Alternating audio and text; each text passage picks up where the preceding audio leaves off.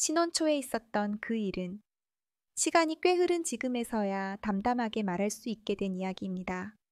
지금이야 웃으며 그땐 내가 좀 순했지 라고 말할 수 있지만 그 당시에 저에겐 참으로 혼란스럽고 괴로운 시간이었습니다. 남편과 저는 같은 초등학교 교사입니다. 비슷한 가치관, 안정된 직업, 성실한 성격 동료 교사의 소개로 만나 자연스럽게 교제를 시작했고 만남은 차분하면서도 설렘이 있었고 이내 결혼 얘기가 오갔습니다.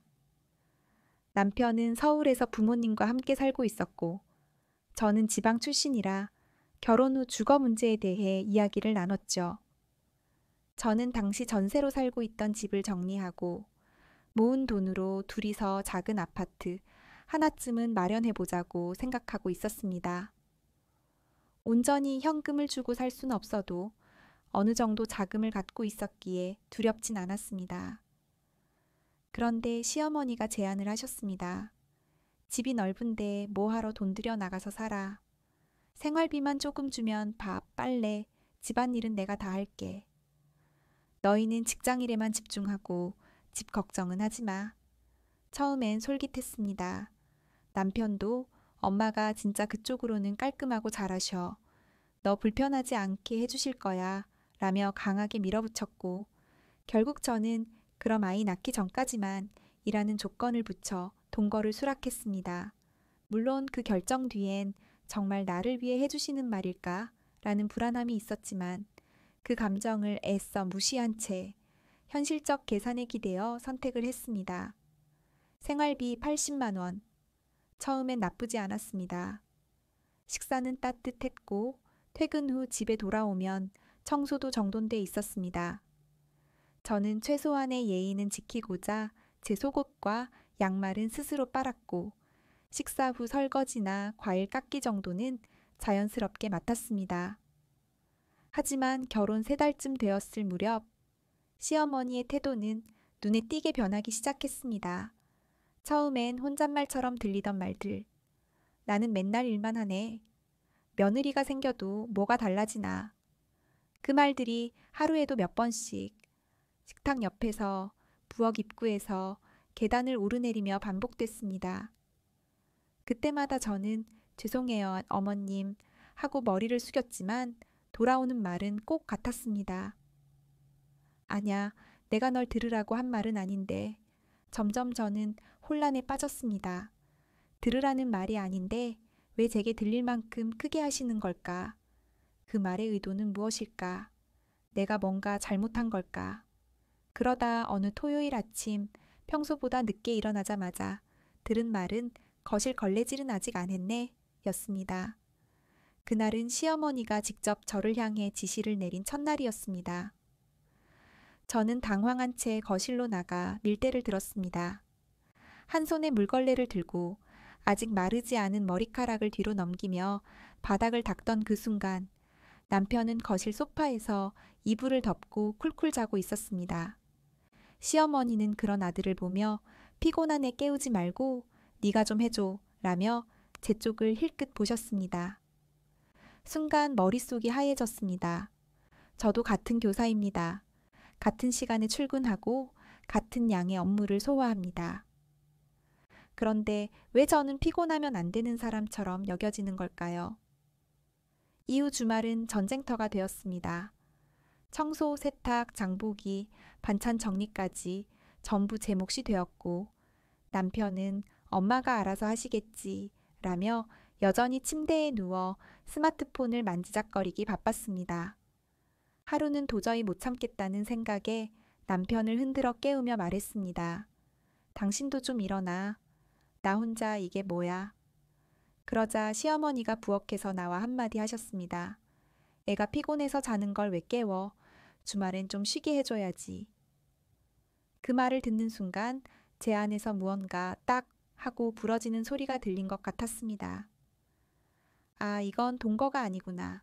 이건 계약이 아니라 함정이었구나. 그날 밤 저는 남편에게 조용히 말했습니다. 다시 이 집을 떠나자. 안 그러면 우리 결혼도 여기서 끝날 수 있어. 신혼의 시간은 늘 장밋빛일 거라 믿었습니다. 사소한 불편은 감내할 수 있고 어느 정도의 갈등은 웃으며 넘길 수 있을 거라 생각했습니다.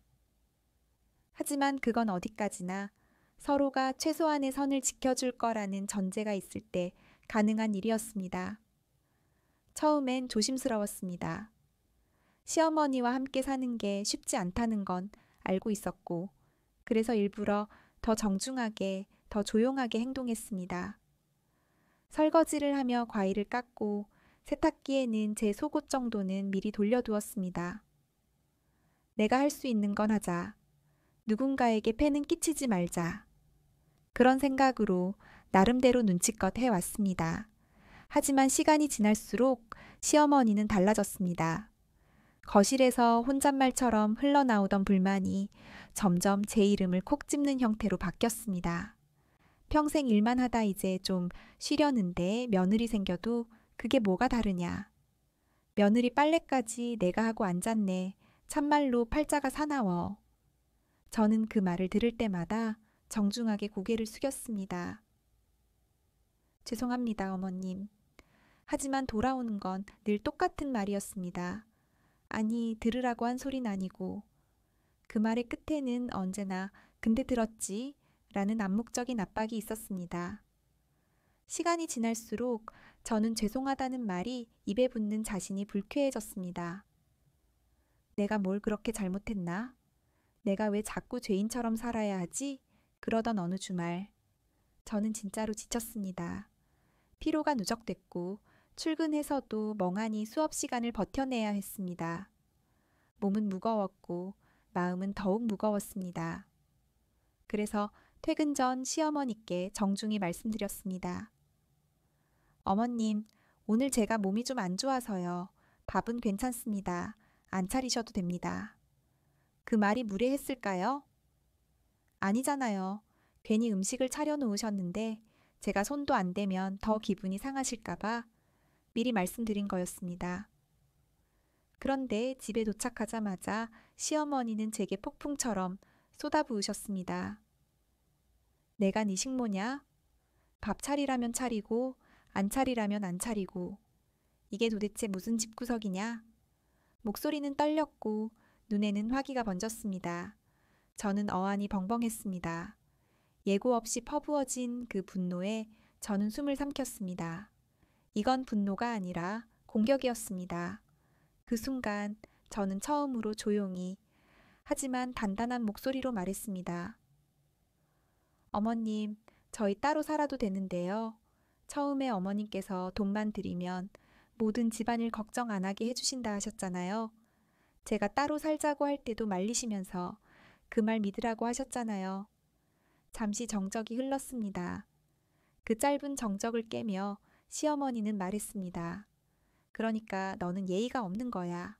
버르장머리 없는 거 내가 다 받아주니까 이 지경이지. 그 말을 들었을 때 가슴에서 피가 끓는 기분이 들었습니다. 내가 살아온 모든 시간, 모든 자제와 예의가 이 한마디로 짓밟히는 듯한 기분이었습니다. 어머님, 저는 설거지도 하고 제 방 청소도 하고 제 빨래도 직접 가야 해요. 주말에는 밀린 집안일까지 하면서 남편도 안 시켜요. 제가 그렇게 무례하게 살아왔나요? 그러자 시어머니는 쏘아붙였습니다. 그건 당연한 거지. 집안일하고 남편 보필하는 거 그게 며느리 할 일이야. 그걸 하면서 생색은 왜 내? 거기까지 듣고 있던 시아버지가 그만 좀 하세요. 듣기 민망하오라며 조용히 말씀하셨지만 그날의 시어머니는 멈추지 않으셨습니다. 제가 분가하겠다고 말한 직후 시어머니는 거실 소파에 털썩 주저앉더니 갑자기 핸드폰을 꺼내 들었습니다. 어머님, 아니야, 나 안 울었어. 그냥 힘들어서 그래. 며느리가 나가겠대. 나 쫓아내겠대. 나는 뭐가 그렇게 잘못됐다고. 밥 해주고 빨래 해준 게 죄라니. 요즘 애들 무섭다 정말. 작게 웅크린 채 목소리는 떨리고 있었고 그 뒤로는 계속해서 세상에 어머머머 라는 감탄사만 반복됐습니다. 저는 더는 참지 못하고 말했습니다. 지금 그게 무슨 말씀이세요? 제가 언제 어머님 쫓아낸다고 했습니까? 그저 따로 살자고 한 것뿐이잖아요. 누가 누구를 피해자로 만들고 계신 건가요? 그러자 시어머니는 전화를 끊으며 제게 눈을 부릅뜨고 말했습니다. 이제 와서 그런다고 네가 한 말이 없어지냐? 사람들 앞에서 그 버릇 어디 가겠니? 그 순간 저는 이 집에서 내가 얼마나 불편한 사람으로만 남았는지를 정확히 깨달았습니다. 함께 사는 동안 쌓였던 오해와 미움은 설명이 아닌 프레임과 연기로 덧칠되었고, 저는 그 자리에서 마침내 완전히 돌아서기로 마음먹었습니다. 밤늦게 퇴근한 남편은 무슨 일이 있었냐며 물었습니다. 저는 차분히 상황을 설명했고 남편은 말했습니다. 어른한테 그딴 식으로 말대꾸하면 안 되지. 그냥 죄송해요 하면 끝날 일을. 그 말에 저는 순간적으로 이성을 잃었습니다. 차가운 눈으로 그를 쏘아보며 말했습니다. 입 닥쳐라. 찍기 전에. 정적. 교사로서, 아내로서, 여자로서 내가 해서는 안 되는 말일 수도 있었습니다. 하지만 그 순간 저는 사람이기 전에 존엄을 잃은 한 인간이었습니다. 다음 날 아침 시어머니는 식탁에 앉아 계시다 말고 비꼬듯 물었습니다. 오늘은 또 뭐가 안 좋냐? 저는 말없이 고개를 돌렸습니다. 그리고 그날부터 저는 하지 않기로 마음 먹었습니다. 양말은 내놓기만 하고 반찬통은 비워둔 채 뚜껑만 덮었습니다. 설거지는 건드리지 않았고 남편 옷은 세탁기 근처에만 던져두었습니다. 남편과 시어머니가 눈치를 채자 저는 말했습니다. 당신들이 하고 싶으면 하세요. 그동안은 내가 했으니까 이젠 번갈아 가면서 하자고요. 그 말에 아무도 대꾸하지 않았습니다. 조용한 식탁, 미지근한 국, 그리고 내가 다시 찾아야 할 나의 삶. 그날도 어김없이 퇴근길 지친 몸을 이끌고 현관문을 열자 시어머니가 거실 한복판에서 제 앞을 가로막듯 서 계셨습니다. 표정은 굳어 있었고 눈동자는 이미 날카롭게 가늘어져 있었죠. 가장을 못 살게 굴면 어떻게 하니? 밖에서 얼마나 힘들게 돈 벌고 오는 줄은 아냐? 저는 순간적으로 멍해졌습니다. 그 말 몇 번째였을까요? 사소한 말에서 시작된 이 반복적인 무리에 이 억지 논리 앞에서 제 숨은 점점 짧아지고 있었습니다. 차분히 하지만 분명하게 말했습니다. 저도 돈 버는데요, 어머님. 그 순간 시어머니의 이마가 찌푸려졌고 양손이 허리에 얹혀졌습니다. 너랑 버는 게 같냐? 말 같지도 않은 소리를 아무렇지도 않게 내뱉으시더군요. 숨을 고르고 딱 잘라 말했습니다. 제가 임용 더 빨리 붙었고 월급도 더 많은데요. 거실 안의 공기가 서늘하게 식었습니다. 시어머니는 그 말에 눈을 껌뻑이더니 당황한 듯 입을 열었습니다. 말대꾸 하냐? 아니요. 그냥 사실 말씀드리는 거예요. 그동안 수없이 삼켜온 대답이었습니다. 그리고 이 생활 어머님이 원하신 거잖아요. 저희가 부탁드린 거 아니에요. 제가 여태 안 도와드렸습니까? 아들아들 하며 기분 나쁜 말 들어도 남편 떠받들고 살라는 말에도 그냥 내내 했습니다. 근데 이젠 안 되겠어요. 말문이 막히신 듯 시어머니는 한참을 바라보시더니 갑자기 목소리를 높이셨습니다. 세상에 이런 버르장머리는 처음 본다. 집안 교육을 어떻게 받았으면 어른한테 이따위로 거기까지 듣는 순간 머리에서 열이 확 올라왔습니다. 제 부모님 이야기까지 언급되자 참고 있던 분노가 터졌습니다. 그럼 앞으로 생활비도 드릴 일 없을 거고요. 집 구해서 당장 분가하겠습니다. 뭐? 주던 돈을 왜 안 줘? 그럼 뭘로 먹고 살라는 거야? 저희 부모님한테도 용돈 안 드리고 있고요. 시아버지 월급 받으시잖아요. 그 돈 없어도 못 사시진 않죠. 정말 단단히 박힌 말이었습니다. 그 말에 시어머니는 어머머머 세상에 만 반복하셨고 저는 기어코 덧붙였습니다. 용돈 받고 싶으시면 아들한테 받으세요. 그럼 저희 돈 따로 관리하고요. 앞으로 모든 생활비 반반, 집도 생활도 딱 반반씩. 남편을 향해 말했습니다. 이번 달 안에 집 구해서 나갈 거야. 따라올래? 아님 여기 남아서 어머니랑 살아.